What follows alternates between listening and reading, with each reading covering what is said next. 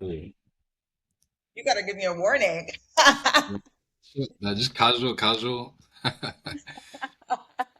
Tara Ocansey, okay. I mean, this is the first podcast I've done.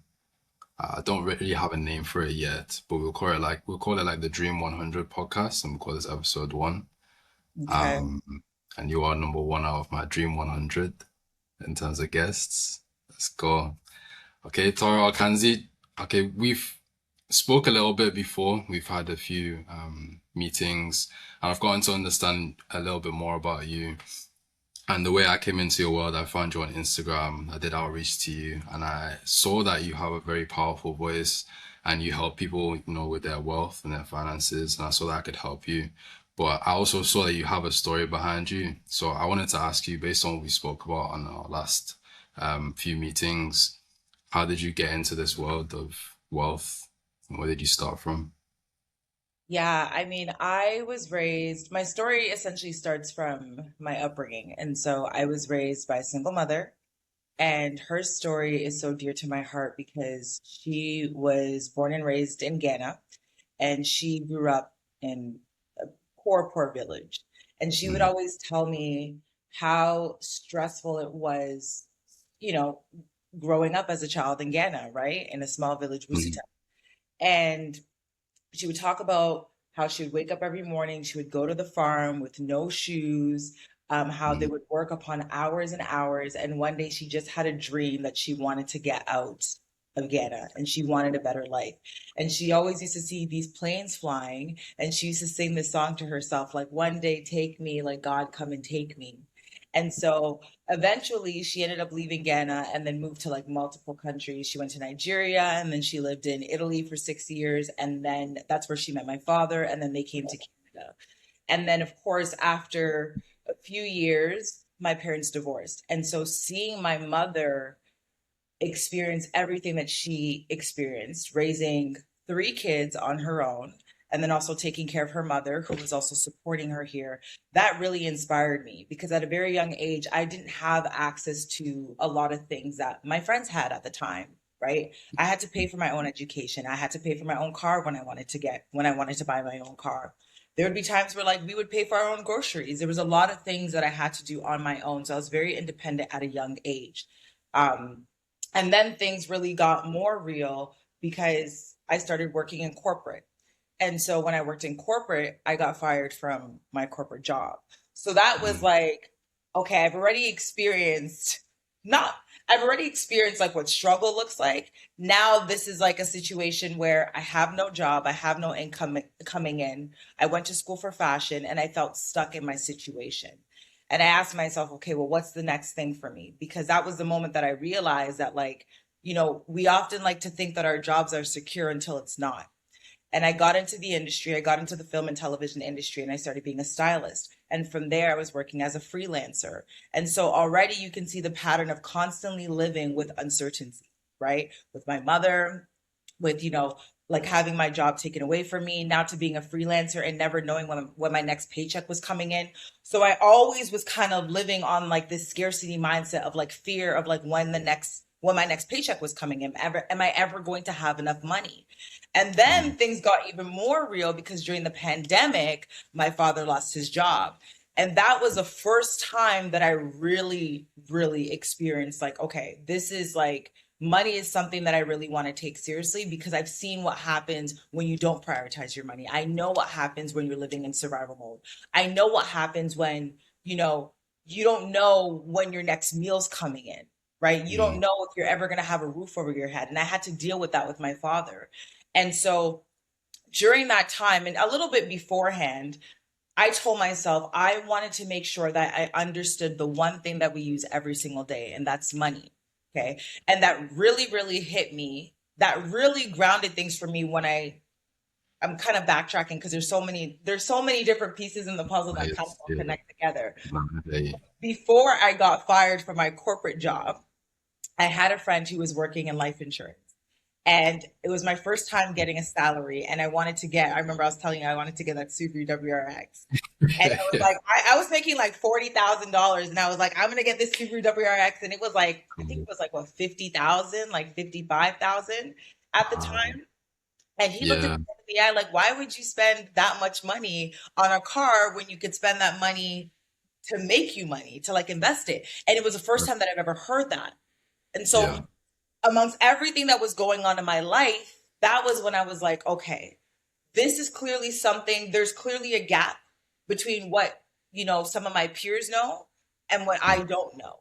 And so I told myself, I made that promise to myself that from now on, I'm going to shift my mindset and really be intentional with the things that I consume, with how I'm spending my money and how I'm managing my money, to really be intentional about building wealth so that I'm no longer living in survival mode. And that's what I did. It was like every single step of my journey, like one thing made me feel confident, whether it was like hitting my first milestone and saving like my first $1,000 a month, to like saving yeah. $10,000 a month, to making X amount of money. So it kind of compounded over time, but it was something that just stuck with me because of everything that I've dealt with in my past. Hmm. Yeah. Wait, can you hear me? We still connected? Yes. Yes, I can Cool, hear you. cool. Yeah.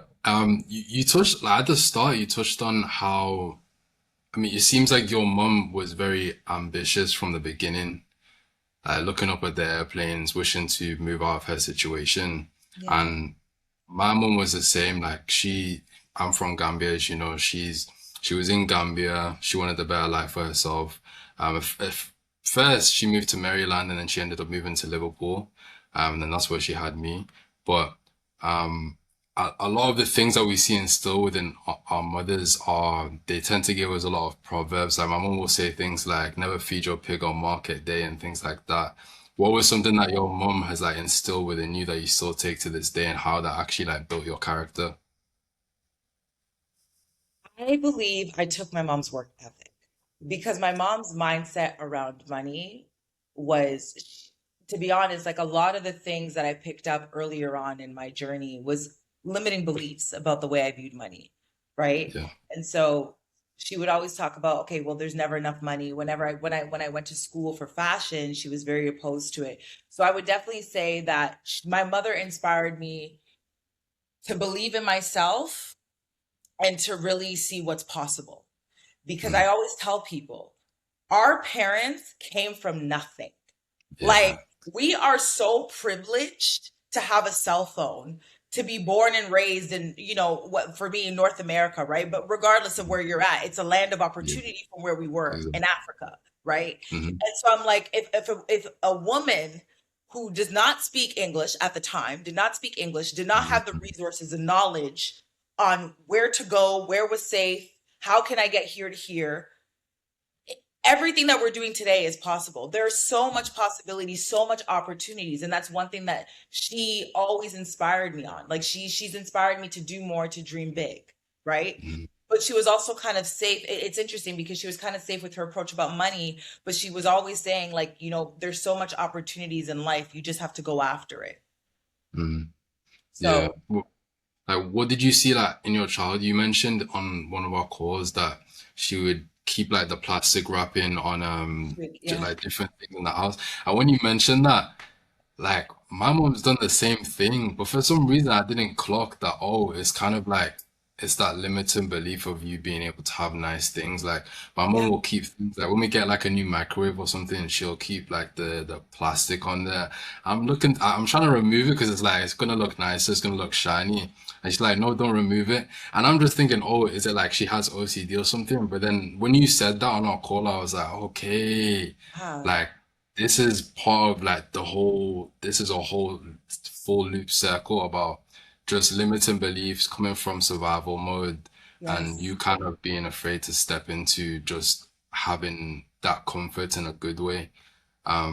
But yeah, like just speak more about that because I was just interested in that. And I never actually realized that. And for me personally, I think what happened is during my childhood, my mom somehow like shielded me from the poverty that we were in. And I didn't realize until I was in like early teenage years, mid-teenage years, until it was like, okay, now I have to take like the responsibility of the household. I have to pay bills, things like that. And I realized, okay, now we're actually in like poverty. So Like, I just realized, like, in the beginning, I would say, like, I didn't have a passport, things like that. And kids in my school, they would be going Disneyland, they'd be going on holiday, and I would always want to do those things, but I never knew that I was in that, like, in that specific situation. But yeah, but just speak about like how it was for you coming up, like when you were younger. Yeah, like I was saying, like I think a lot of the things that I've experienced in terms of money was limiting beliefs, scarcity mindset. We're never going to have enough. My mom, still this day too, she would hoard a lot of things. And we Exactly. would literally have a room of just stuff. Yeah. Like, we don't need this stuff. You don't use half of these things, right? 100%. But it was Exactly. like even like having a couch in like a living room, like people weren't allowed to sit on it. Like we had to maintain it. Mhm. And it was like you worked so hard to get to this point in your life. Enjoy it, Mhm. you know? Yeah. And so going back to the plastic, like there are things that I'm very in tune with my emotions, and I'm a very reflective person, and I journal a lot. And so there's a Mhm. lot of things that I had to unpack that I went through in my life. And I had to question why some of these things were going on because, again, you don't really realize something until you kind of step outside of the box and you're like, people aren't living like this. You know what I Yeah. mean? Like, and Yeah. some of us have similar experiences, but like some people don't live like that. And so you start to Mhm. question your own reality. And so for me, I was just like, okay, well, everything, whether it was like the remote, the microwave, our dishwasher still had plastic on it. And when I was younger, I just thought, okay, maybe she just want, like you said, like maybe it's just, Yeah.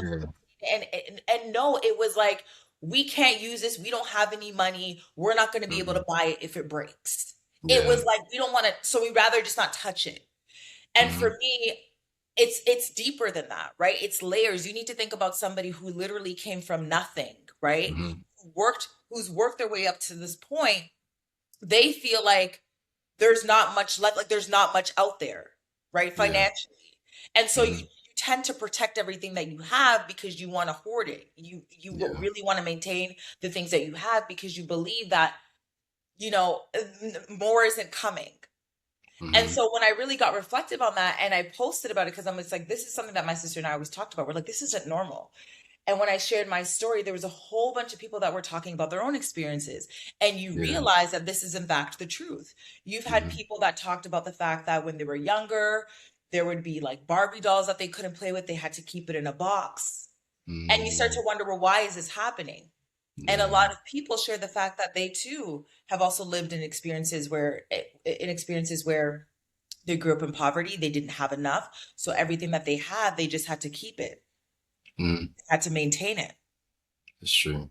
It's true. So How would you shape someone's mindset when, for example, a parent like your mother, my mother, other people's mothers that have the same similar situation and background? How would you go about shaping their kind of mind to getting out of that survival mode mentality? Like, what do you think the first step is for that? I think the first step starts with you. And this Mm, is something that I teach in my program. I think a lot of people feel like their problems will go away when they make more money. mm, And the truth is, it starts with you, your identity, and your relationship with yourself. Because money is really a reflection of the way you see yourself, right? The way you mm, manage your money. Some people, I always say this, if you have an avoidant personality, sometimes you tend to avoid your bank accounts. Like sometimes those traits, those habits reflect, show up in other areas of your life. And yeah. so what I teach is unpacking those limiting beliefs because some people aren't even aware of that.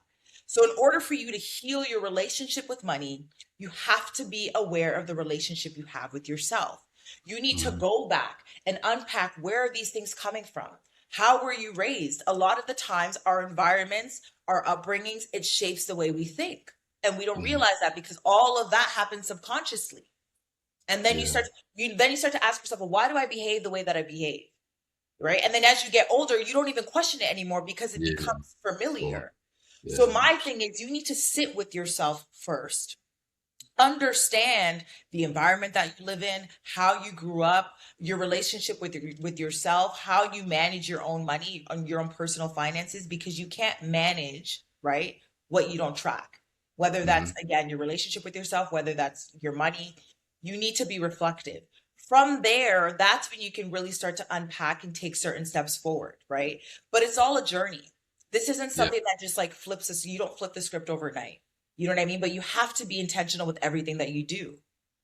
And a lot of people, and this is why I said earlier on in my journey, I became intentional. When you become aware, when you become intentional, you can take strategic steps to fix those behaviors, to rewire your brain. And so Hmm. that's the advice that I would give to people. Really start to look from within, see where some of those habits and some of those limiting beliefs came from. Look at yourself in the mirror and slowly start to unpack it. Question why these things come up and start being intentional towards. Everybody faces different situations in their life, right? So Hmm. it's not a blanket statement on this is what you need to do. But once you're aware of it, you can take strategic steps towards your specific problem Mm. Yeah. And or I scenario. remember you, yeah, I remember in your one of your Instagram posts you spoke about I think your mom gave you like $2,000 and then you spent it on like the Chanel shoes. To that Chanel. Crazy, crazy, You see what crazy. I'm talking about? Like Yeah. I wasn't always like, good with my money. Mhm. I Yeah. had, oh my God, I had thousands of dollars worth of debt because at the time, like I told you, I was paying for me to go to school, college. Mm. Okay. Yeah. Yeah. I was, remember, like College we took on is so much. crazy. Like I was paying for my groceries at a very young age. I bought myself a car, but I paid with, like I bought myself all these things when I was younger. And Mhm. so when you're young, it's kind of just like you just live in the moment. Like you're just swiping. You Yeah. don't, there's no care in the world because you have time Yeah. until you Yeah. realize that, like, oh my gosh, I'm really deep in the hole right now. And so Hmm. my mom was trying to help me out and she gave me money. But again, because I never healed my relationship with it, Yeah. I took that money and went straight to the Chanel store. And I kid Yeah. you not, I was left with like $20 in my bank account because in my mind, I'm like, oh, I'll just wait another 2 weeks and I'll get that money back. Mm, yeah. Yeah. That's the And issue that's how too. people still think. Yeah, yeah, that's the issue. Like I've caught myself in that in the past too, where it's like you spend money that you don't have because you That you assume don't it's gonna have. come like at a certain time. Do you know what I mean? And Until it's just it doesn't. You know what I mean? There yeah, was no yeah. safety. There was no safety net because in your mind, again, people think that the jobs that they're at is safe, right? Mm-hmm. So you're Mm-hmm. conditioned to believe our brains isn't wired to, we're not thinking, okay, what if I lose my job tomorrow? We're very optimistic as humans, right? Like we don't Mm-hmm. like to think about the worst case scenario. So for me, it didn't matter because I was living in the moment. And so Yeah, much people live in the moment, right? yeah. And fast forward to this is what I was saying. I've gone through so much in my life. There's so many different pieces. So it's hard to even say like how this really all started. But it was a Mm-hmm. combination of the things, like I said, with my father, right? Who didn't have a safety net, wasn't investing, you Mm-hmm. know, relying on a job because, we're taught, you stay at a job for X amount of years, you get that pension until you Yeah, get fired. yeah, During exactly. COVID, he was replaced for somebody younger that was able to work faster and was able to Mhm. technically, and they were able to pay him less money. Yeah, And you realize I have nothing because you were constantly living in the moment. And so for me, that showed up at a very young age where I was just spending freely because, we say YOLO, like, yeah. like tap, tap, tap. So I look at me in Yeah, Chanel shoes trying to impress other people. Where is that coming from? Why do you feel like you need to impress other people? it's You're putting true. yourself in the hole to make yourself look good to the world, but in actuality, you're struggling behind the scenes. Mm-hmm. Mm-hmm. Was it like were you on autopilot when you made that decision to purchase it, or were you kind of going back and forth with yourself? It was like literally between like the day before I saw the shoes, I was like, I love these shoes. Crazy. Like, girl, I love these shoes. They are hands down till this day my favorite pair of Chanel shoes. Literally, my favorite pair of Yeah, Chanel. there you go. And yeah, the next day I came back and I just bought it.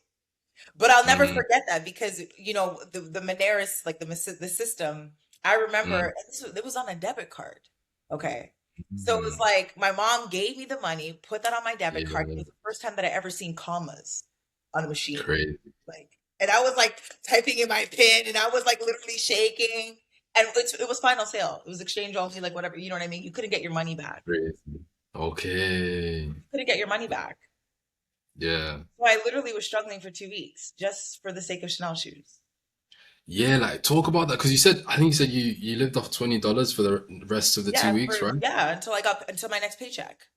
Yeah, how did you make that stretch? Because I know like cost of living in America is, I mean, here it's bad, but like I know America, like a lot of things cost a lot. Like, how did you make that stretch? Because I've been in situations where it's like I've had like £8, which is probably like $12, something like that, and it's like I've only had that to last me like 10 days or something like that. So how did you make that stretch? Yeah, I was living at home at the time, right? So it was Okay. easy for me to get away with a lot of these things, and like my mom was supporting me here and there. So that's what it was for me, right? Like I Yeah, knew, again, I was comfortable because it's like, you're at home, you can spend freely, yeah, but I hear that sense. you know what Yeah. I'm saying? So I wasn't alone at the time because I was very young.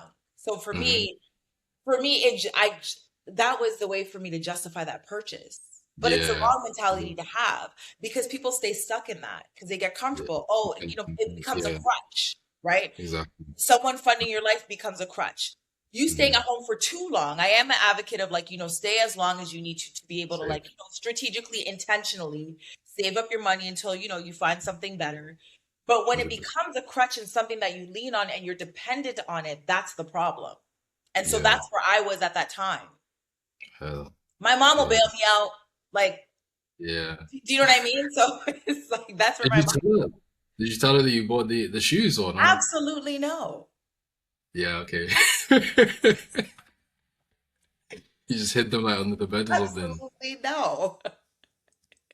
She still knew that I was in debt, I was just gonna but say it. I mean, I'm Oh sure she no. probably sees the video now and probably like, You're still here? yeah, I can hear you now. Cool, cool, cool, cool, cool. Yeah, this Absolutely Wi-Fi is working. But you never told her. Was it like just under your bed? not. No, I never told her that I spent the money that she gave me on a pair of Chanel shoes. Absolutely Crazy. no.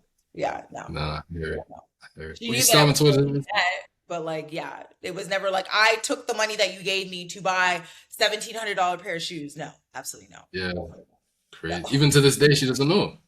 no. Crazy. But I hear it though. Look, winning. I don't even think she I'm up. remembers that because it was so long ago. That makes sense. Yeah, that makes sense. Well, how old are you when that happened? Oh my God, I can't even. I actually don't remember. I really don't remember. I feel like I was still, I want to say maybe first, like I was still probably like post-secondary school, to be honest. Oh, I can't oh, you guys remember. call it Yeah. secondary school in Canada too? Yeah, right? Oh, Post-secondary. okay. I thought everyone in like America calls it high school. Really? Yeah, yeah.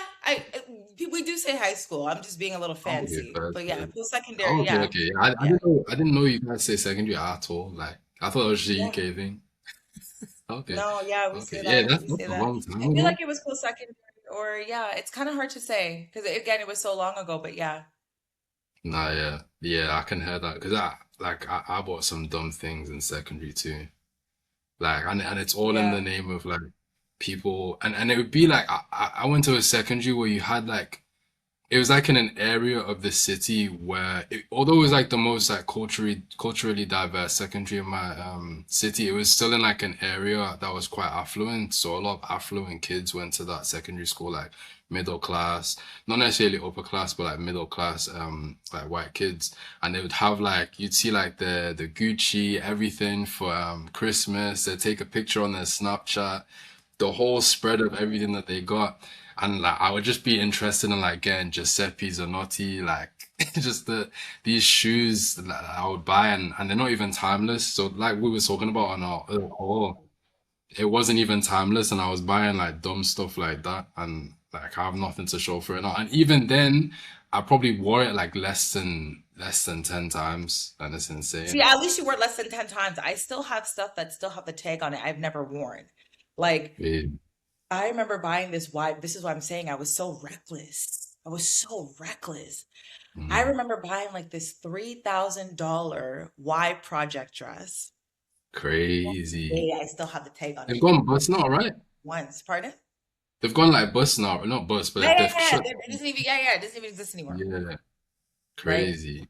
And I literally still have the tag on it. Not even, never even put it on.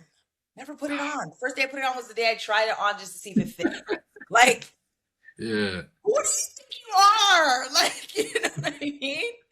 Again, it was just like living in the moment. I'm getting a little bit of money. Like, it just, Mhm. yeah, yeah. It's such a dangerous place to be in because some people never get out of that. And so I'm happy that I had that realization of this is not okay. This is not Yeah. okay. Yeah. Like especially when you step into money. I remember like when I got like my first like proper job, like my first job-ish was in early secondary school. Like I was probably, how old was I? Probably like 15, 16. That was like doing a bit of acting, so I did some extra work. And then like when I got my first like proper job, which was in like a call center, and I worked at Primark. Do you have Primark in Canada? I believe so. It's like a just a retail store for clothes, but like cheaper retail. No, no, we don't. Yeah. No, we don't. But yeah, Yeah. like when I got like my first proper jobs, that's when like I just thought I could just spend, and I was just buying or all these limited drops that I wouldn't want to wear right now, things like that. Like it was crazy. I It's when can't you lie. And get I a was just little bit of money, you get like you're like, now I have that because that's what I was when I worked in corporate. I have all yeah, this. Let me go get a car, and it didn't even make sense. It was just the first time that I ever yeah, had a salary because before that I was working retail and I was working hourly, right? I was yeah. getting wage, and so when I got, Especially especially when they pay you weekly. you know what I mean? Like you really start to be feeling like you that bitch. Like for me, it was like, okay, we got money coming in, and it's like, no, the numbers aren't adding up. The math is not mathing to you. Like it's not making any Mhm. sense. But you Yeah. know, Yeah. What would you say for people that are doing like people that get into new money, what should be like their first step? track your money. I Mm, cannot track your money, do a budget. I don't care how much money you have. Like I said in the beginning, you cannot manage what you don't track. You can't, right? You mm, need to know your living expenses. You need to know to be honest, your survival expenses. So, what you absolutely need to survive, your essential expenses. And then you need to know what are your monthly expenses on average, okay? Once you get that information, you're able to that's how you manage your money. You're able to manage your money with intention, whether it's you're putting X amount of dollars towards savings, whether you're putting X amount of dollars towards debt, whether you have a goal to save a certain amount of money, but you can't do that if you're not tracking your money, right? And a lot of people, like I said before, think that just because money's coming in, we don't need to do that because we're making all this money, it doesn't matter, right? yeah. But you always hear stories about people in the NBA. You always hear about all these musicians, all these artists that go Mm, broke. And they're the yeah. ones that are making, have $1 million contracts. Yeah, exactly. You see these celebrities with GoFundMe accounts, no life insurance. So if this is what they're going through, imagine what the average person is going through. Yeah, But finished. the thing is, the problem with today is that you go on social media, everyone's flaunting their wealth. People are saying, budgeting is like a scarcity mindset, and budgeting does not mean restriction. Like I Yeah. don't know, budgeting does not mean restriction. It just This means is- you're on top. You're just managing your money. Yeah, yeah.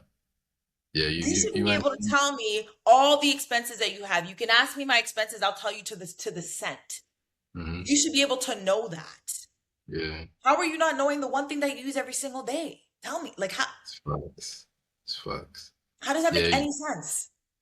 yeah, you mentioned that it was like a lot of people online and like now like I don't need to budget. I'll just make more money. And you said like that's just BS. It's It's complete crazy. BS. It's complete BS. I don't care hmm what nobody says. I don't care how much money you're making. You manage your money, and some of the wealthiest people will tell you that too. Yeah. Less anxiety too, just from doing that. It is, right? Like I understand, and this is why I say I've definitely worked with a lot of people who are avoidant, right? And that I'm not putting the blame on them because, like I said, I was in that situation too, which is why I say it hmm starts with yourself. Because in order for you to get to that point where you're checking your accounts and you feel comfortable and confident, right? Looking at your numbers, you have to do the inner work. You have to face yourself in the mirror. If you don't do that first step, you won't get to the next step. hmm You're always going to stay in that survival mode because you're not adjusting your mindset. You're not being hmm intentional. because you're choosing to avoid a situation, whether it's fear of, okay, I'm overspending. Listen, it can hurt. It might feel, you might really feel it, like looking at your numbers saying, wow, I'm spending a lot of money. But you Mm, have to get over that. You have to. it's true. It's true. And within that, there's like ways that you've advised people to be strategic with, for example, when it's paying off their debts. I remember you mentioned things like if your debt has a certain APR on it, you could get a loan that kind of wraps all the debt together with a lower APR, and now you pay it off that way. Um, Consolidating that. consolidating your debt. So what are some of like the, because obviously within survival mode it's of course a negative thing, but I feel like survival mode also builds up that mental fortitude, and I also think that that is a big reason for your confidence and the way you speak with such power is part of your story of how the things that you went through and how you got out of them.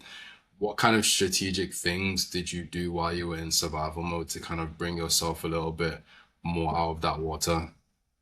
I'll tell you my own experience because everyone has their own personal stories as to how they got out. But for me, I worked like three, four jobs. Hmm. I worked three, four jobs. And, a lot of people will say, okay, well, how do I pay off my debt? How do I do this? Of course, there are strategic ways, whether, it's contacting, the bank or whomever that you owe whoever you owe funds to, asking them, okay, can we waive the interest rates, right? The Mm, interest on this. Can you get like a little bit of grace, right? Can we consolidate the debt? There's so many different things that you can do, but for me, I didn't know that at the time. I wasn't mm. financially savvy. So for me, it was doing what I knew best, which is working hard, Yeah, unfortunately. it's pure I body. would, let me not say unfortunately, because that's what I knew, right? I'm going Mm-hmm. to take on three, four jobs at the same time and really hustle, put my head down and pay off my debts. Because at the end of the day, the debts have to be paid for. Yeah. Even if you get like, okay, you know, you consolidate your debt, they might waive the interest. You still got to pay off your debt. Of course, there's Yeah. other ways like bankruptcy and all that, but I would never suggest that to anyone, right? Hmm. Yeah. So for me, it was I had to hustle and I was very strategic. Again, doing my budgets, really being okay, we're going to put this amount here. At the end, this is how much I know I'm getting paid. This is what my expenses are. Out of this, I'm going to put X amount of money towards this. And if I keep it up at this rate, by this day, I'll be able to pay off my debt. That's all it was. It was a numbers Hmm. game. You make this much, you can live off this much. This is your expenses. The rest will go towards debt. Mm. And like online, I see a lot of different strategies. You have like the 50/30/20 rule, but obviously like certain strategies don't work for all Don't work for people. people. Um, yeah. So it's like 50/30/20 rule can work potentially if you don't have like debts that, like, as you say, people that are like hand to mouth, they can't really do the 50/30/20 rule. But No. like what is your like advice at each level? Like when does the 50/30/20 rule work and when does it not work? And when it doesn't work, what would be the other option when you're hand to mouth? For me personally, I stopped doing that. Like, I'm going to be real Okay. with you. Because, Mm-hmm. like, literally, like you just said, personal finance is so personal. And as humans, you're not Mm. sitting there saying, okay, well, 50% of you're not doing that. Do you know what I mean? Like, you're not, okay, well, did I spend 20%? You're not doing that. Yeah. And that's something that I realized because, yes, it's something that's taught in the finance world. But in real life, the average person isn't doing that, right? Yeah. So why I say personal finance is personal. Like you said, Mm-hmm. I can't, it might not work for everybody because some people might not even have 30% of a certain amount to put towards something. Do you know what I mean? And so it Yeah. really starts with your own numbers and doing your budget. Mm-hmm. That's for me, that's how it starts with. It's what I teach people is look at your own personal situation. Don't get caught up in like, benchmarks and all these different things because what that actually does is discourage people. Yeah.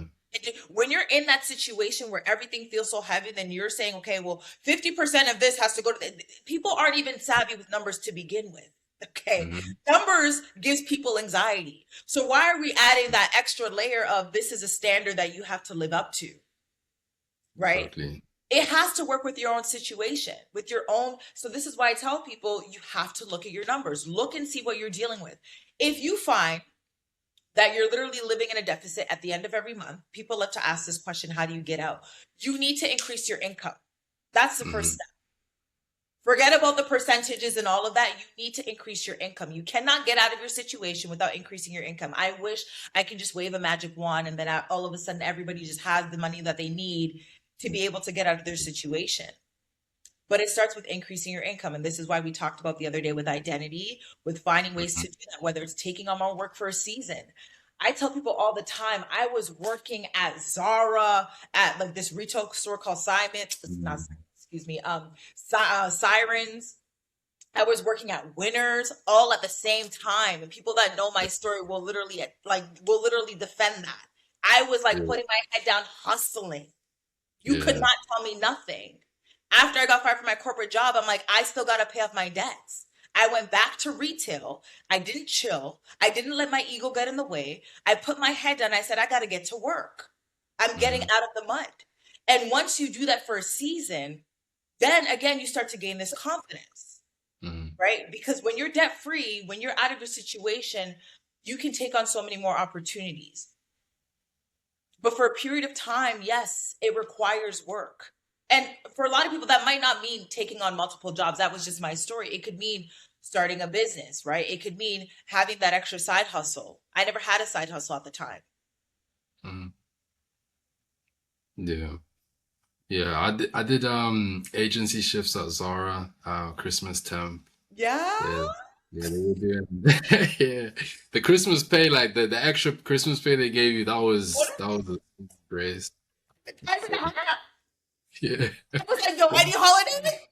Sign me out. Yeah. Sign me out. Sign me out. I'm taking Crazy. the hours. Taking the It's hours. crazy, man. It's From job crazy. to job in traffic. Okay, this job I did like 9 to 5. Then from 5 to 9, I would go to another job. Like it was Yeah. literally that. Yeah. It was Yeah. literally that Exactly. Exactly. for The time and quite a some half was time. nice. Literally, time and a half was nice. Is there like a certain for people that would be stacking jobs, would you say like there's a certain job industry that works well for stacking?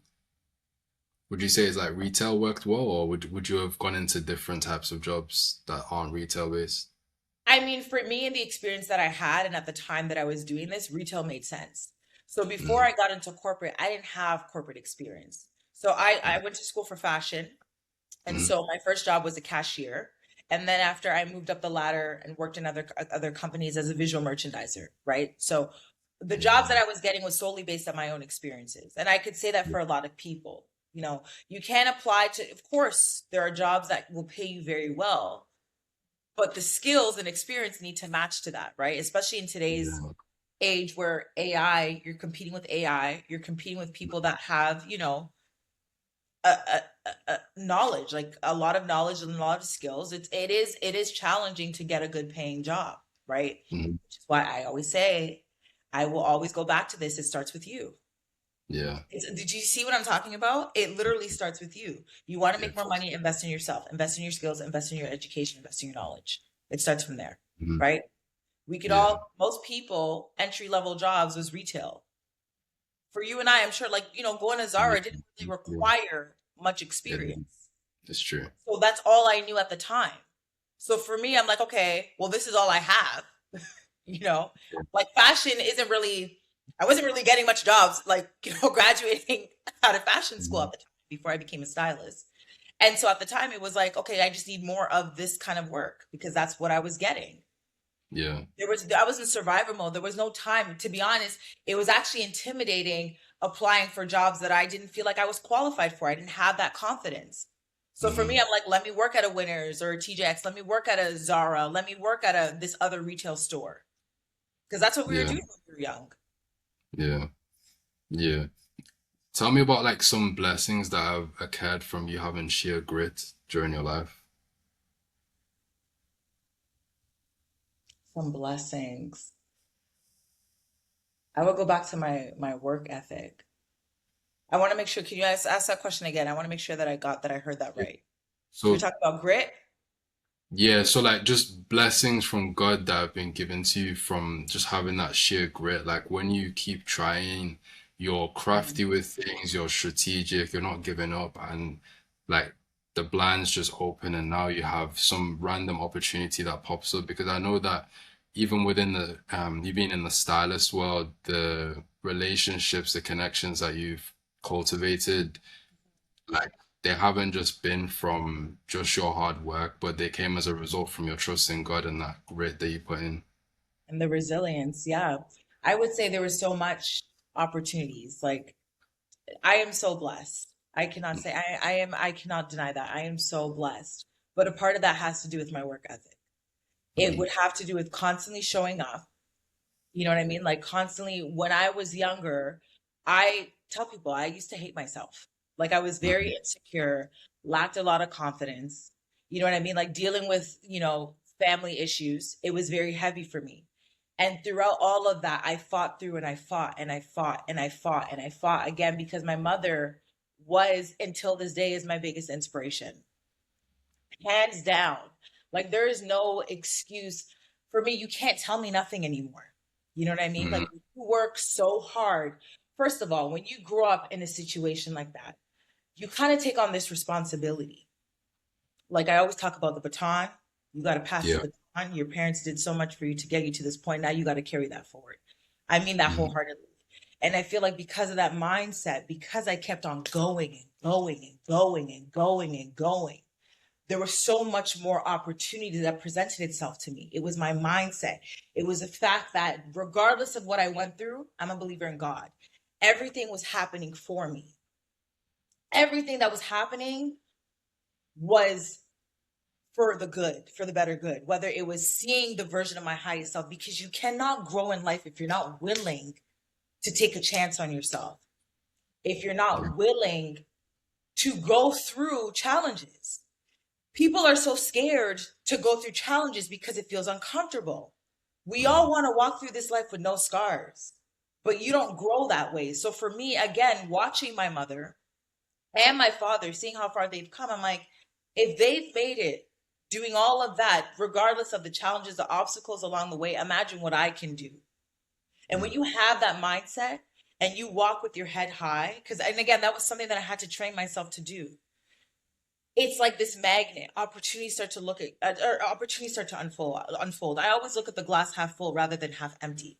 And when you mm, start to see life like that, opportunities just start to come your way. You start to yeah. attract the people, like-minded people who also feel like that way, right? Misery loves company, and I don't like misery. If you're Mm, going to complain, if you're going to doubt, not to say, because we always doubt ourselves, but if you're going to complain and make excuses, I don't want that. Get away from me. I don't want that. I yeah. worked way too hard to get to this point for now for someone to come into my mindset and just shift the way I think about myself, shift for what I believe is possible. Yeah. So that's what I would say. It's the blessings. It's having that mindset. And once you have that mindset, opportunities will truly start to unfold. Because once you have that mindset, you gain the confidence, you gain belief, you have the faith. And once you have faith, I mean, I'm sure you know this. Like anything is Yeah. possible. Anything. Yeah. Things just start popping up out of Things nowhere. just start popping. Yeah, yeah. Some crazy I do not. opportunities. No excuse. I don't. The color of my skin. Forget that. You know Mm, what I mean? Like I'm a woman. Okay, forget that. Like you know what? Because raised by a single mom. Okay, and what? And what? exactly. I'm still doing what I got to do. Like, do you know what I mean? Like that's how I think. Mm, Like you're not gonna yeah. tear me down. Yeah. When Exactly. you have that, you know what I mean? When you have that mindset that you will always move forward, you just won't stop. And Mm, as long as you move forward, you will get to where you need to be. It's the people that exactly. stay complacent. You cannot move forward if you're not moving towards the Exactly. destination. Yeah. Do you know what I'm Exactly. saying? So when you have that mindset, it's like you really can't tell me nothing. It's So facts. that's how I view life. And It's because of facts. that, yeah, opportunities just start coming your way. Yeah. And like within you being in like within the fashion world, styling, like what are some lessons that you've picked up within that that are now pulling you through life towards your next chapter with you focusing on helping women build their wealth? Yeah. As a freelancer, we always hear, especially as a creative in the creative industry, starving artist. You've ever heard of that? Start Starving like artist, as right? in, It's in like job? it's starving artists. It's like, a lot of freelancers, they're living paycheck to paycheck. We give Mm, up so much for the yeah, for the art, for the love of the arts, yeah, creative, for our creatives, right? And so our creative capabilities. And so when I got into the industry, I normalized that. I was very passionate about art, fashion, you know what I mean? Like I would spend so much money on, creative things, which I don't listen, there's no problem with doing that because it got me to where I was, right? I was building on myself, building on my portfolio. I really felt like I did everything that I wanted to do in that season. But what I learned is, again, the mindset. You look at a lot of your peers and the way they view money, a lot of people put art before finances, right? Yeah. If you're a creative person, like we're not, like a lot of people are not like administrative, a numbers person, like they're creative people, right? Their passion is in the arts, right? And their creativity. And so that shows up in negotiations for some people sometimes because they don't have the skills to negotiate. Yeah, yeah, We talk about investing. Some people were never taught that. And so I learned that when there was a period of time where I wasn't working for like almost a year. And I'm like, no, that cannot be me. And yeah. so one thing that I learned again with this inconsistent income, being in that survival mode, operating from that scarcity mindset, like I had to hoard every single dollar because I don't know when my next paycheck is coming in. Hmm. Being a freelancer definitely highlighted that for me. So the blessing for me was the lessons that I learned was the realization that I'm a grown ass woman. I'm not going to be living my life like this. Yeah. Again, you have to understand money because once you understand money and once you understand sales, you gain that knowledge to be able to show up for yourself, advocate for yourself, to be able to negotiate, to be able to price yourself accordingly, to be able to leverage from the skills that you already have. When I was a stylist, I created a product. Mm.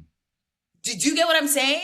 Because styling will not be the only form of income for me. I created a makeup cover that protects your clothes from makeup stains. I Yeah. sold that in Atlanta, in New York, one of the biggest retail stores in New York, in LA, and in Toronto. So that was my mindset. I'm not accepting this. We need to have other forms of income. That was my first business. I'm going to be a business owner. I'm going to Yeah. start a corporation. I'm not just going to accept the fact that, oh, I'm a creative and this is just what it is. And, sometimes we make money, sometimes we don't. No. So I had to understand how to conduct business. I had to understand, assets, like how to build up my assets. I had to understand my numbers, expenses, right? Margin, profits, revenue, all those terms. I had to understand that. And when you understand that, like I said, it just opens up you're exposed to a whole new side of business. Hmm. Because now you're like, why would I say, like, no, like, let's continue to build up these assets. Yeah. Yeah. It's just that thinking outside the box for sure. You have What to. what made you what made you think about the about creating that product? It was the fact that I literally, well, first of all, it was the fact there was multiple things. For me, it was I wanted more for myself than just being a stylist. I didn't want to Mm. rely on a paycheck, right? Because I always say, as a freelancer, you are just a glorified employee. I don't care. You're a glorified employee. Yeah. Golden Golden handcuffs. handcuffs. Golden handcuffs. You're still relying on someone to give you a paycheck. If a producer wasn't calling me, telling me that I had a job, if there was no budget, Yeah, I didn't eat. I didn't make money that month. So exactly. for me, it's again, I'm not using that as an excuse. We're gonna build something bigger. And so when I got into the industry, I used to do test shoots, right? So you would connect with like makeup artists, photographers, and you would just everybody would kind of like pay out of pocket. Whether for me it was like styling, so I'd buy my own clothes or source my Hmm. own clothes, right? The makeup art. Nobody would really ask for a payment because we're all doing this to build our portfolio. And Hmm. so I used to buy and return clothes for like the model, right? Yeah.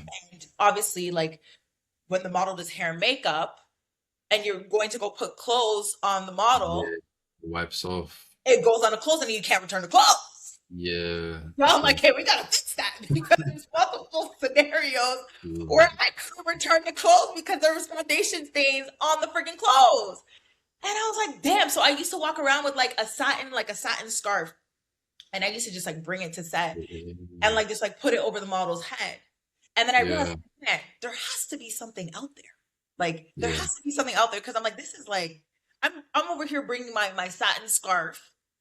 Okay. Oh, that's what you call the Ovail, right? Yes, the Ovail. My product's the Ovail. Yeah. And I Okay, would that's bring that. I would, well, this is, so what I'm talking about right now was just a scarf. It was just like a generic scarf that I bought from like a beauty yeah, supply store. And I would put it on people's heads, but it's like, it didn't feel legit. It didn't feel like a professional tool. It was just like a headscarf. And so I'm like, yeah. man, there has to be something out there. And there was. So there was my competitor at the time. They sold a product that, protects you. It was like a little bag, like a sheer bag. And so Mm, I bought that. And then I started to use that. But then I realized, man, this product isn't great because it's mm, small. Like there was a lot of things that I wanted to fix about the product. yeah. And then I'm like, okay, well, if I don't like the product, then I'm just going to make my own product. So I contact, period. That's I'm going to cool. make my own product Yeah. because why not? So worked with a designer, worked with one of my friends. Hey, Vanessa, worked with one of my friends who helped me design because she was really good at sewing. So she helped me Mm, design we sat down together. We came up with the prototype. She sewed it for me. I went to I went to different designers in the city to see how much it would cost to produce it, and obviously it would be more expensive. So then I went overseas, made connections overseas, got them to mm, manufacture the product. I did all of that. Brought the product with me, brought yeah. it back to Canada, literally day and night. I still have pictures. Like I would get orders and I would fold that, like hundreds of them, just fold and Yeah. package, fold and package, fold and package. Then one day I said, my girl called me out to, she moved from Toronto to New York and she asked me to come to New York. We were just like hanging out. And there's this one store, it's a really big store that is the store for all wardrobe supply, like all Mm. wardrobe kit supplies. And I said, when I go to when I go to New York, I'm not just gonna go to New York and chill. We're gonna see if we could also get this product into New York. For Because, sure. like, you know what I mean? Went to New York, pulled up. I've been trying to contact these people like months ago and they didn't respond to me. So I pulled up. I said, hi, my name's Tara Ocansey. I was trying to contact you, but I didn't hear from you. Here's a product. This is why you need this product in the store. The guy was so blown away. He was like, I'll take it. And then again, the confidence, boom. If I can do this again, if I can do it once, I can do it again. Boom, rinse and repeat, rinse and repeat. And that's what I did for the longest time. So I Yeah. had income coming in, wholesale at the retail, because I was doing direct to consumer, business to business, and I also had styling. And then just stuck in. Create the opportunities. None of that Yeah. would have happened if I just stayed still. Do you get what I'm saying? You're frozen. Yeah, we're connected. It's all good. Yeah. Yeah. And with the current cohort that you're running now, how have you seen yourself in the people that are within your cohort now, the women that are within your cohort? How have you seen part of your past self within them and how have you dealt with those different avatars? I feel like there's so many, gosh, their stories are so beautiful. They're all like such strong and their story inspires me. Mm, But everybody has something that I've been through, which is why I'm able to speak on a lot of the things that I teach. The identity section in the program was so, I mean, I showed you our call. Like I broke down in tears yeah. in that module because I can relate to it. I hear their Mm, stories. I hear their stories and I understand where they're coming from because I was once there too. And mm, so whenever I see that, to be honest, it just makes me a better person, right? Because first of all, it justifies that, like, listen, this is something that a lot of people go through. You were in this situation, you came out of the situation. How can you give back and help other people, right? And so they teach me a lot about their own stories, but I also see myself in them as well. yeah. Yeah. And in terms of that, like, where do you see yourself in 5 years with what you're building now? And what was the reason you chose to build what you're building now? It's to literally inspire so many women and to help them. It's not even, it just, to be honest, it doesn't end with inspiration because people can get inspired. You can get inspired watching this video and do nothing about it, right? It's, we get inspired, but we take action. You know what I mean? We Mm, take action. And everything in my life, I take action. No excuses. We take action. And for so many people, they don't have, number one, the representation, right? And number two, someone in their corner letting them know that this is possible. For me, that first voice for me was my friend that literally made me feel stupid. That was like, what do you mean you're going to put $50,000 towards a car when you could put $50,000 into an investment? I never heard that before. I never heard Mm. that. Remember, my parents, they didn't have that mindset. They were just trying to make it by every single day. I wasn't Yeah. around friends that had that mindset. I had that one friend that was in life insurance that said, this is what it is. And so for me, I'm the voice for other people. This is what it is, guys. This is how you get to this point. I've been there, done that. This is what you need. Because unfortunately, I don't blame anybody for not knowing this, by the way. They don't teach us in schools. Why do you think that? Mm. Ignorance is expensive, right? Like people don't realize. This is why you have to take it upon yourself to learn these things. So if no one's telling you about what's out there, you're just not going to know. Yeah. And so this program is to literally tell people, guys, this is the path. And although personal finance is personal, we all share, there's still certain stage. It doesn't matter. Personal finance is personal. But the stages that you go through is all the same. Do Yeah, you it's get what like I a mean? web. Yeah. It's like, exactly. And so we need more people that are not out here telling you to go spend your money on designer stuff. No, but we do. Facts. But people don't like to hear that you got to put in the work. You need Hmm. real voices that people trust to be like, guys, that is not the way. Trust me, I've been there. That is not the way. You will literally sink yourself into a deep hole that you cannot get out of. That will be very hard to get Hmm. out of, right? And of course, I'm not talking to the people that are, making money and they can afford to do these things. I'm not talking to you guys, right? Mm. We're talking about the people that, have money, but then don't have anything to show for it at the end of every month because Hmm. they're spending it. They're not tracking it, right? For the people that don't believe in themselves, that don't believe what is possible. For the people that know that they can do more, but they just want guidance on that. We need voices, authentic voices that are like, none of that is true. Yeah. Yeah, it's needed. That's why you're here. You're the number one wealth coach for Oh, women. Yeah. I see that. The in-person events, the retreats, for sure. yes, all of that. Bringing like-minded women together. And let me touch on that really quickly because that's an important thing. People underestimate the power of community. When Exactly. you are with a group of like-minded people, oh my gosh. Game changer.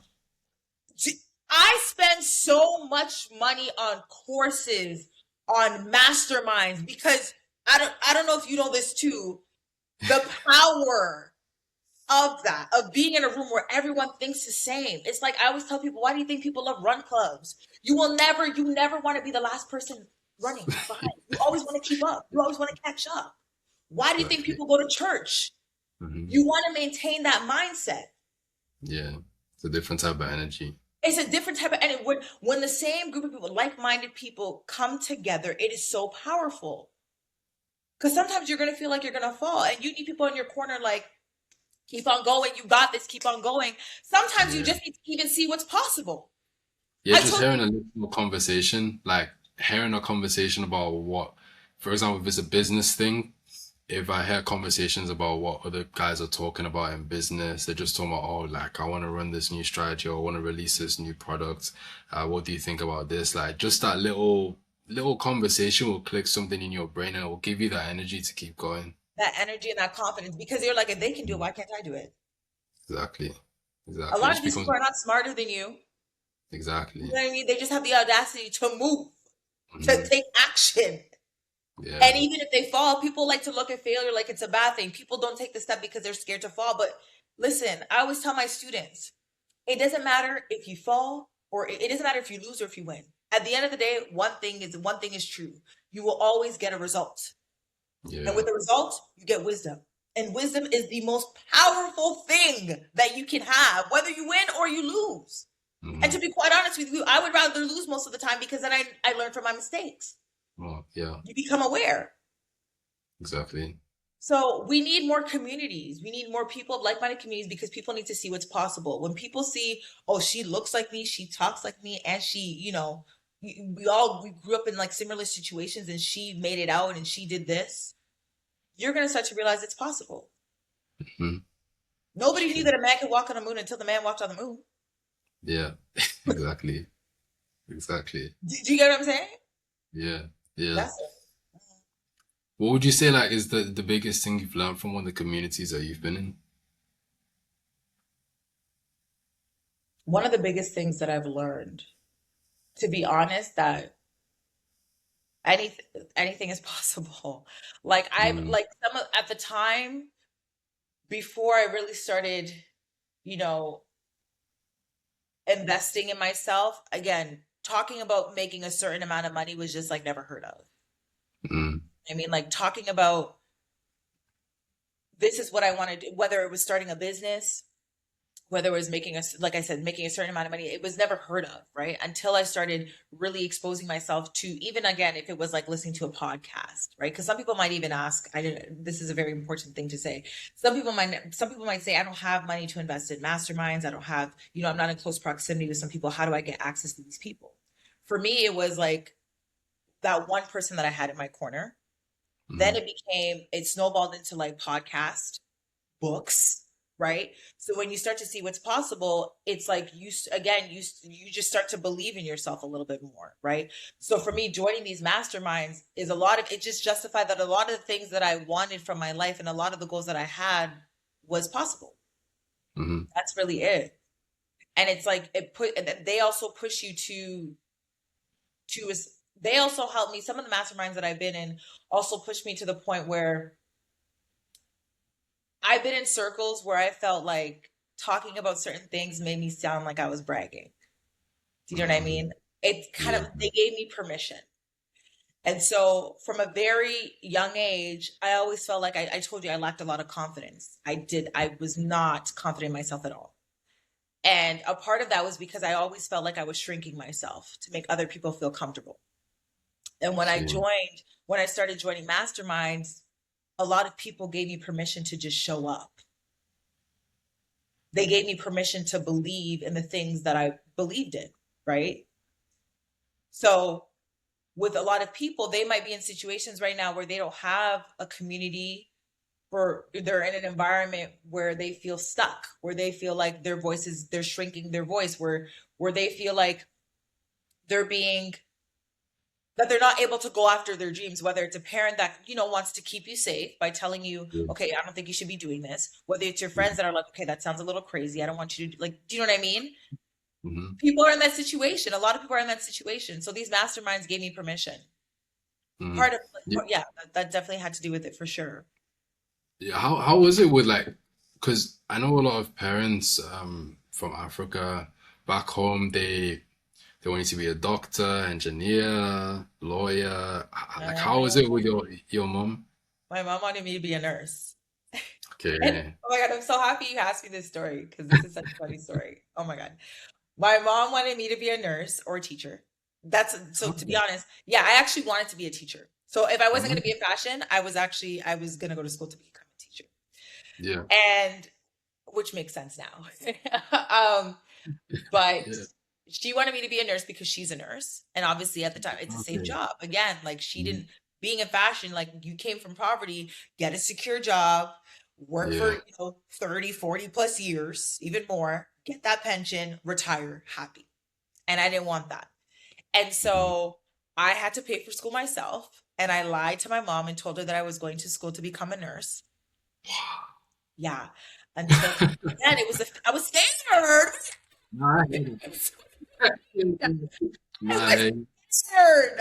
You Yeah. come home, you tell your parents that you're taking fashion? What? Like now it's normal. Back then, Mm.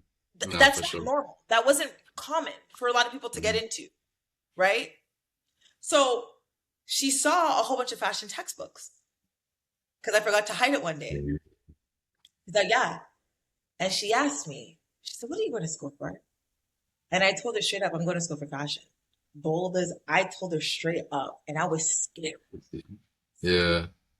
Can But I told imagine. her, I said, trust me. I said, trust me. I said, I can't be a nurse. I can't. Like, I'm a very, like, I can't do that. I can't be a nurse. It's just, I wasn't Mm, passionate about the job. Science was not my subject. Like, whatever you had to take, mhm. it's not my subject. I wasn't interested. Whatever courses y'all had to take, I just wasn't interested. It takes a certain kind of person to be a nurse, and I respect and I tip my hat off to those people that work in the healthcare industry because it's not easy. But I Yeah, knew it's I not. loved art. Yeah, I knew I loved. I was a creative person. I love the arts. Mhm. I love fashion. I love clothes, materials, like all these things. There was an appreciation to that, and Mhm. eventually I already paid for the school, so she couldn't tell me nothing. But she was Yeah, disappointed for a while, to be honest, and she was scared because she's like, "How are you going to get a job?" And so when I got fired from my job, like that's what I'm saying, it was such a period of time where it was like so stressful because it kind of just yeah. proved her point. Now my Mhm. daughter's going back to retail. But like I said, that's not going to be the end of it because I'm going to keep on going. And then I got into styling. And Mhm. styling is what really changed the game for me financially. Yeah, yeah. And within that, like with what you've now learned, how did you or have you had those conversations with your parents to change their mindset on finances, like how your mum used to live with like the shrink wrap around the things in the house, like how have you kind of how have you shifted their mindsets now to make sure they're living abundantly? The one thing that I would say with my mom is that she is more open to business opportunities. Oh, okay. So, yeah, 100%. And Mm, so that's one thing that I would say. I think just life in general. I think not even just me, like I think her just going through life and realizing that this is not sustainable. Like, we want to leave a legacy back at home. yeah. She's more in a secure place now to be able to Mm, give back to people at home. And my mom is such a giver. And so she's more open to like business opportunities. So she's doing a lot of businesses now. mm. There's a lot of things that she still does. You can't, sometimes it's hard to talk, especially African. Yeah. What's that? There's a lot of things that you can't tell them. But Mm, I would definitely say she's come a long way. But my mother has always been like, listen, she might not have been, let me not even say she's never been the best financially. She did what she could. And so did mm, my dad. Like we need to understand that like again, my parents never had the luxury of a financial advisor telling them how to invest in the S&P 500 and like you know what I yeah. mean, index funds. Like do you know like no, you know what I'm saying? Like they're just trying to be able to make ends meet.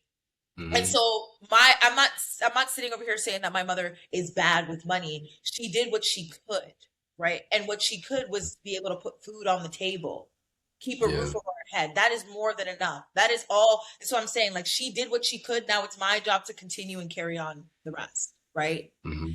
And so yeah, that's all I have to say about that. I definitely feel like she's open to business opportunities. She's taking on So, a lot of business opportunities, but she did what she and could. She did what she could, and I think we are I'm still thankful for connected. Can that. you hear me? Can you hear me? Yeah. Yeah. I wanted to ask you to wrap up what is next and what's the legacy you want to leave. You did touch on the fact that your mom gives back to her country, and also in our last conversation, you mentioned that they help with supplying water to impoverished families.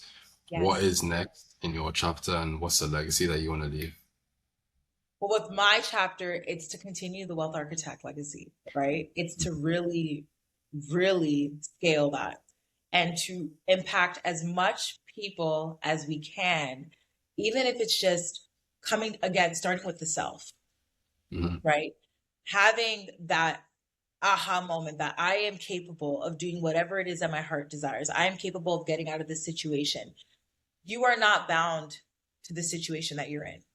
Okay. You have the power to change the trajectory of your life. And I think that is so powerful because once you have that realization, the sky is the limit. Okay.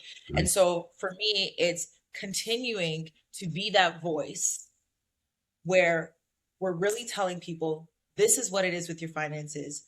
This is, and again, I want to be very mindful of this, right? Because like I said before, personal finance is personal, right? Everyone's going through different stages in their financial journey, right?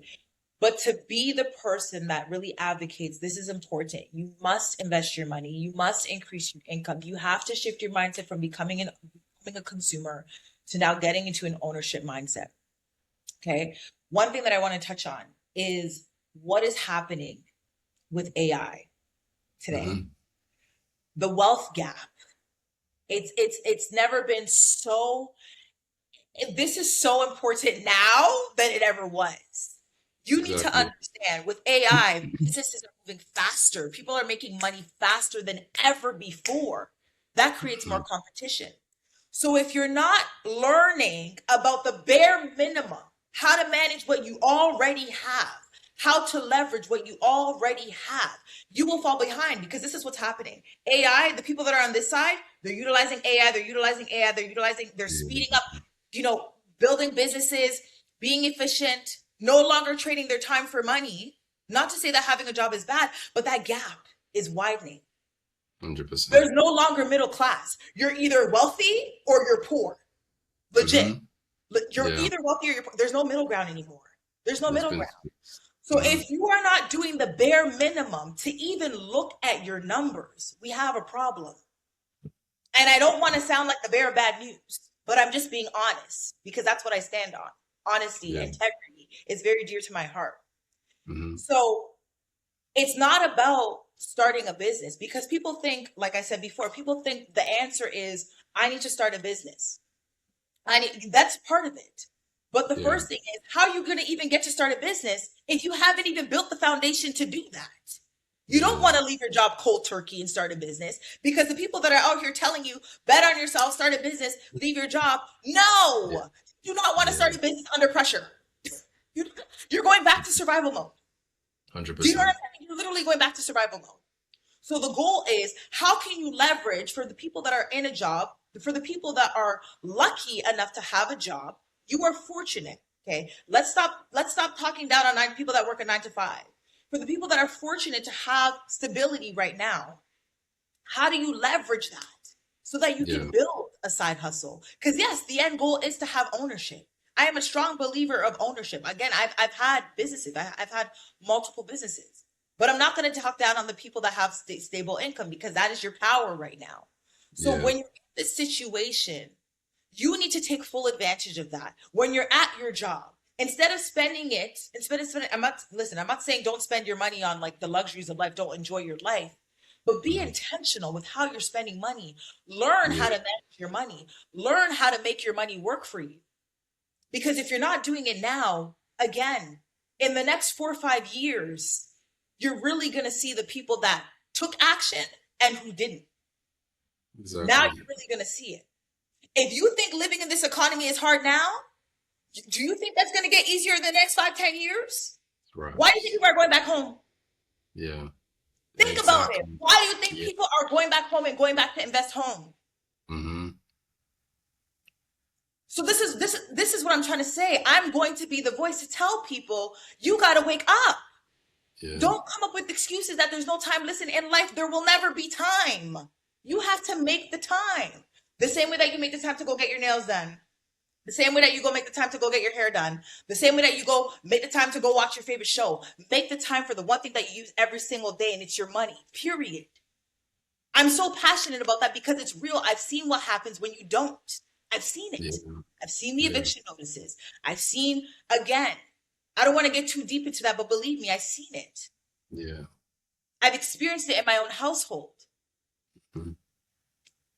Don't get too comfortable. Don't get too comfortable. Yeah. Like the letters come through the door, parents like not even having anxiety to even open the letters, things like that. Open the letters, not knowing when your next meal is coming and having to go. Yeah. You don't want that. Don't get too comfortable in your situation. Because again, life is all fine and dandy until it's not. And then you're sitting there like, again, I got fired from my job. No notice. Today's your last day. My father got laid off after COVID. And so many people have been in this situation. It's not safe anymore. Especially with AI, you're not safe. It's not. No, it's not. It's been a great conversation. Thank you. You need a We podcast. got You this need whole there, but it's it's real. true. It's true. It's 100% real. It's facts. It's facts. This is why people want to see you on a podcast. This is why that's what they want, man. We gotta see the Tara Ocansey podcast for sure. Gotta get that. The World of Architects podcast is coming soon, guys. Trust me. Yes, yes. 100%. Now, it's been a It's beautiful been a pleasure. conversation. Thank you. Thank you. I guys appreciate your time, 100%. Thank you so much, David. Thank you. Where can people find you?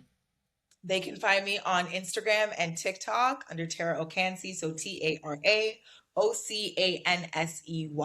Anything else is a scam. For sure. It's not a account. Except So be they'll find you mindful. on YouTube soon. They'll find you Pardon? on YouTube. I said soon they'll find you on Exactly. And sooner or later, you'll find me on YouTube. YouTube. We're getting there. We're gonna get that long form content out. We're gonna get Yes, that podcast out for sure. For yes, sure. yes. It's been a pleasure. Likewise, likewise. Our next call, I believe, is Monday, 8 or 9 a.m. in your time. Yeah, I have it in our calendar, so I believe it is Monday. It is Monday, Yeah, yes. Monday. Cool, cool. It's been Yeah. a pleasure, Tara. I am I will so excited for what we are building. go crazy. The Uh, fire that I have in me. telling I don't you. stop, Everyone baby. needs to know. The Everyone needs to know. fire. The fire. Mm, hmm Number one, number one. Everyone needs to know about this. Everyone needs to know mhm, about this for sure. mhm. All right, boss. All right. Speak to you on Monday. All Take care. right. Have a blessed day. Take Ciao. care. Bye. Bye. Ciao.